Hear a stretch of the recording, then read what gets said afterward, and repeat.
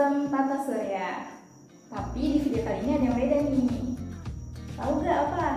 Nah, jadi di video kali ini kita akan membahas sistem tata surya berdasarkan perspektif Islam. Mau tahu gimana?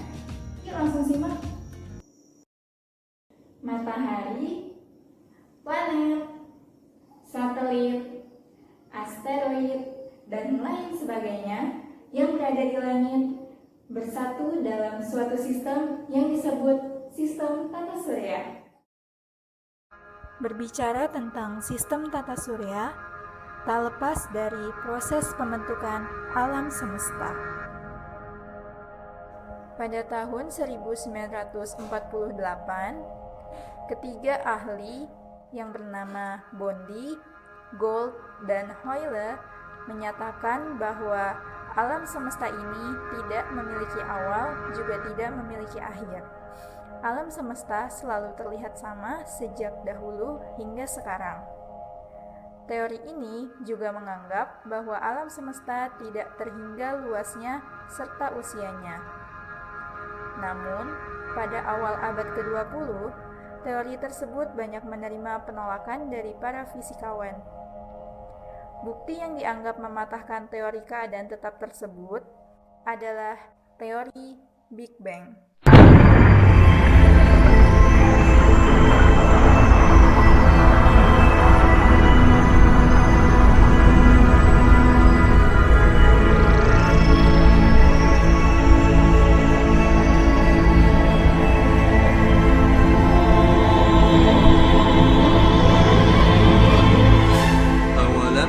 الذين كفروا أن السماوات والأرض كانتا رتقا ففتقناهما وجعلنا من الماء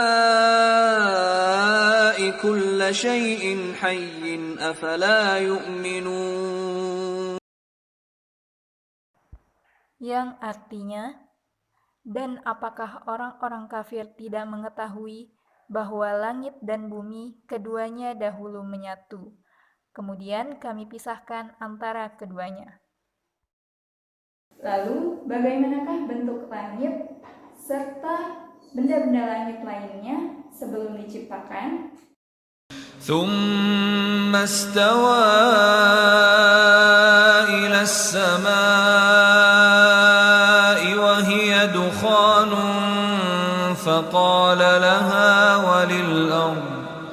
فقال لها وللأرض ائتيا طوعا أو كرها قالتا أتينا طائعين.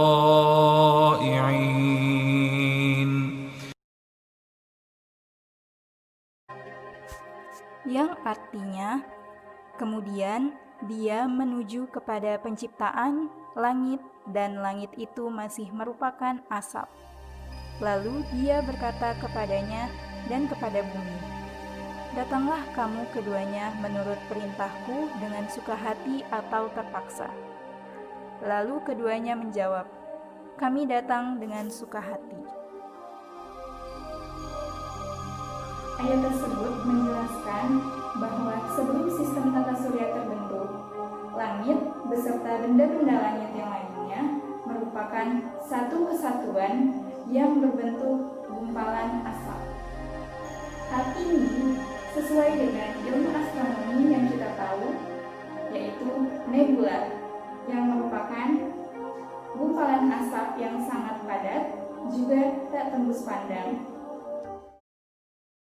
Semua benda langit dalam sistem tata surya memiliki garis edarnya masing-masing.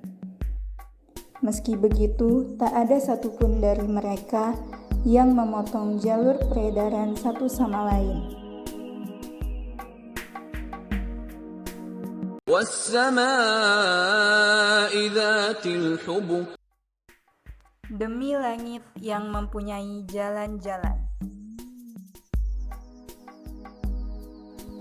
Peredaran semua benda langit, terutama matahari, bumi, dan bulan pada garis edarnya menyebabkan terjadinya pergantian siang dan malam.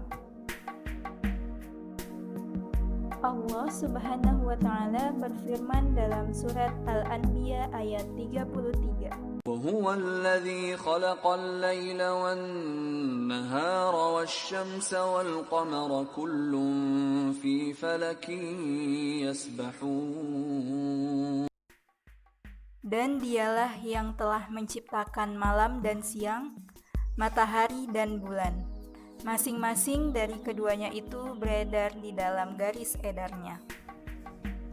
Dalam teori heliosentris, disebutkan bahwa matahari adalah pusat tata surya, sebagaimana yang telah Allah jelaskan melalui firman-Nya pada Al-Quran Surat Yasin ayat 38-40.